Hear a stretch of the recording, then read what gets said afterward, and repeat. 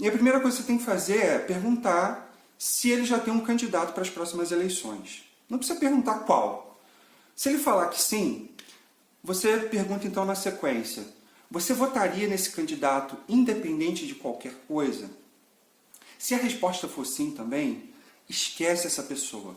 Não dá para conversar politicamente, democraticamente com ela, porque ela já saiu da esfera da política e entrou na esfera da fé.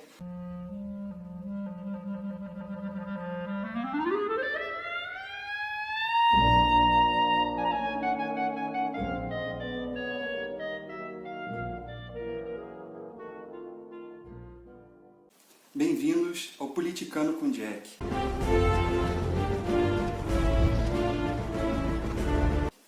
Hoje eu vou falar um pouquinho sobre bolsopetismo e bolsopetistas. Eu refleti muito sobre esse assunto nesses últimos dias e eu cheguei à conclusão de que é um tema muito importante se a gente quiser continuar falando sobre política de uma maneira mais eficiente, ao invés de ficar aí só atritando com a família e com os amigos. Então eu quero falar sobre isso, mostrar a distinção clara entre as duas coisas e a minha proposta de como que a gente pode fazer para mudar isso minimamente. Então vamos lá, primeiro falando sobre bolsopetismo. O que é esse termo que tem começado a ser cunhado no jargão político e que tem pessoas aí que dizem que não existe, né? Tenho certeza aí que vai ter 50% da população, segundo as pesquisas, que vão me dizer que eu estou maluco, que isso aí é uma narrativa dessas pessoas que querem uma terceira via. Mas a verdade é que esse movimento político está realmente acontecendo e tem muitos indícios que corroboram com isso. Mas primeiro deixa eu explicar aqui o que eu entendo sobre bolsopetismo. A gente tem dois extremos políticos muito claros, né, que hoje é marcado pelo Lula e o PT, muito mais pelo Lula do que pelo partido em si, e o Bolsonaro, né? Publicamente, essas duas figuras, essas ideias, se confrontam de maneira muito incisiva, né? Ideologicamente, o Lula está no campo da esquerda e o Bolsonaro, provavelmente, digamos, no campo da extrema-direita. Há controvérsia sobre isso, mas também não vou entrar nesse mérito agora. Então, ideologicamente, eles se chocam. Mas nos bastidores, principalmente marcado pela base de apoio desses dois, fica muito claro que existe uma troca entre essas ideologias e essas posições políticas. Então, tenho inúmeros indícios que eu poderia apresentar aqui. Eu pretendo ainda fazer um vídeo só sobre isso, mostrando enumeradamente vários fatores que possam reafirmar isso que eu estou falando aqui, mas aqui eu vou ilustrar rapidamente com alguns exemplos. Vamos começar pelo ministro da Casa Civil, o nosso querido Ciro Nogueira. Ciro Nogueira, ele há pouco tempo atrás, antes das eleições, xingou publicamente Bolsonaro, o ofendeu e declarou abertamente o seu apoio incondicional ao Lula. Dá uma olhadinha aqui no trecho da entrevista com ele. O Bolsonaro, eu tenho muita rejeição porque é um fascista. Ele tem um caráter fascista, preconceituoso. É muito fácil você ir para a televisão e dizer que vai matar bandido, que vai não sei o quê. É um discurso muito fácil, Amadeu. Mas isso não é para a presidência da República. Lula.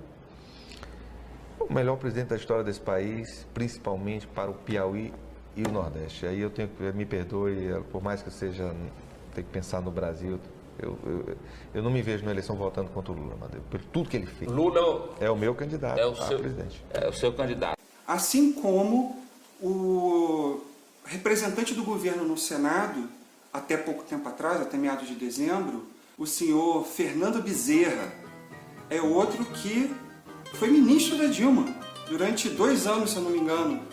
Então, como é que um governo, teoricamente, que demite e deixa de nomear pessoas por questões de alinhamentos ideológicos, a gente viu isso acontecer, está colocando na equipe dele pessoas envolvidas no governo petista? Então, assim, no mínimo é curioso, né? mas nada é mais descarado, é mais claro do que a votação no legislativo da base desses candidatos. Em centenas de pautas, essas bases votaram junto. E se realmente eles são ideologias opostas, como isso é possível? Como é que se explica isso? E você não precisa acreditar em mim, não. Eu vou colocar aqui um trechinho de uma reportagem, dá uma olhada. Antagônicos na ideologia, interesses corporativos e partidários uniram o PT a bolsonaristas em centenas de votações no Congresso. Desde 2019, petistas e bolsonaristas estiveram unidos em 349 votações no Congresso. Foram 247 no Senado e 102 na Câmara dos Deputados. O levantamento foi feito pela consultoria Inteligov, especializada em monitoramento de dados do governo e do legislativo, a pedido do jornal Estado de São Paulo. Entre outras propostas, o PT se aliou aos partidos do governo na votação da emenda constitucional, de autoria do deputado Paulo Teixeira, do PT, que daria aos partidos políticos um controle sobre o Ministério Público e iria dificultar a condenação de políticos envolvidos em casos de corrupção. E essa aliança macabra e improvável, na minha opinião, tem dois objetivos muito claros. O primeiro deles é honrar o toma lá da cá entre essas duas partes. Coce minhas costas, eu coço a sua. É assim. Então eu te livro aqui, você me livra ali, vota isso aqui que é interessante para mim, eu voto ali e por aí vai. Com algumas exceções de pautas bomba que ficaria muito descarado se isso acontecesse. Mas pautas semi-bombas foram votadas juntas. Então, para mim está claro. E o segundo motivo é tirar um pouco do centro político, né, do sistema político, outros agentes que não sejam eles. Então, ao reforçar essa polarização, colocar que um é inimigo mortal do outro, se você gosta desse e não gosta desse, você tem que votar nesse porque só ele tem chance de derrotar esse. Isso afasta outros candidatos que têm ideias e propostas que podem ser interessantes também da disputa, porque isso provoca uma reação de voto útil na população. Então o segundo motivo é esse, centralizar mais o sistema, o jogo político nessas duas figuras, e tão somente nelas, né? E aí viria o centrão pela rabeira, que está sendo extremamente beneficiado agora, focado em eleger parlamentares.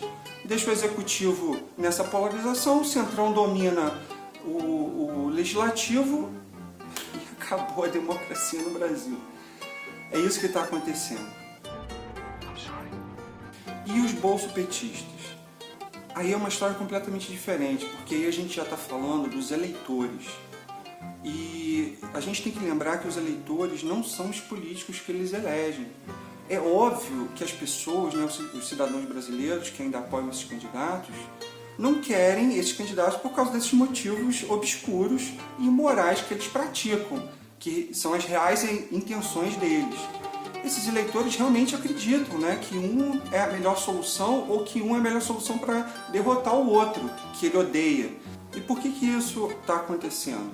Porque faz parte desse jogo, desse azeitamento do mecanismo político, do sistema, enraizar as engrenagens até os eleitores. Então, para essa narrativa funcionar, de que só existem essas duas opções e que um é um inimigo mortal do outro, que o Brasil vai acabar se um dos dois se eleger, a verdade é que o Brasil vai acabar se um dos dois se eleger.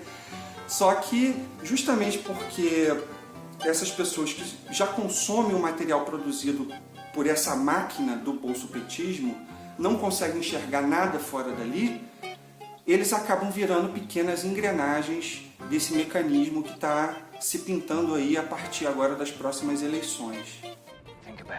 E como que a gente pode resolver esse problema?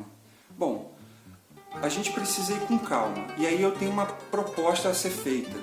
Você primeiro precisa identificar qual é o interlocutor que está discutindo com você sobre esse assunto. E a primeira coisa que você tem que fazer é perguntar se ele já tem um candidato para as próximas eleições. Não precisa perguntar qual. Se ele falar que sim, você pergunta então na sequência: Você votaria nesse candidato independente de qualquer coisa? Se a resposta for sim também, esquece essa pessoa. Não dá para conversar politicamente, democraticamente com ela, porque ela já saiu da esfera da política e entrou na esfera da fé, na esfera da religião, e dependendo do nível que ela está inserida nessa nesga de informação que chega até ela, do fanatismo. Eu te amo! Eu te amo! Jesus te amo! Jesus te amo! Então, esquece essa pessoa, passa para a próxima, e aí quando você for conversar com uma pessoa que já tem minimamente um candidato, mas assume que poderia não votar nela, você aborda quais seriam os motivos, quais seriam as condições para ela não votar naquela pessoa. E propõe ela sentar e pesquisar. Pega a biblioteca que está no seu bolso, pede para ela fazer o mesmo. Hoje a gente carrega uma enciclopédia junto com a gente, não tem por que não fazer isso de maneira concreta. Você acha que foi bom isso, acha que foi ruim aquilo, vamos pesquisar, vamos ver se foi isso mesmo. Pesquisa mais no jornal, desconfie dos jornais que batem sempre na mesma tecla, porque isso sim é um indício de que podem ser narrativas. E conversem, explorem, amadureçam esse tema. Porque esse núcleo duro, né, que não vai sair, que não tem como ser convencido agora, a única maneira da gente começar a dissolver isso é se as pessoas que estão em volta começarem a conversar e a demonstrar que elas não concordam com isso. Isso vai dar margem para que essas pessoas tenham mais oportunidade de enxergar e de ver as coisas de uma maneira diferente. E, mais uma vez, a gente precisa conversar sobre política, não tem outro jeito. Então, se você está até aqui me ouvindo, você se interessa por esse tema, se faz sentido essas coisas que eu estou falando para você, compartilhe esse vídeo, deixe um like, comente e converse sobre política. Mesmo que você não queira partilhar, converse de uma maneira mais amistosa possível, vá devagar, identifique o interlocutor que está conversando com você e vamos tentar mudar um pouquinho esse Brasil.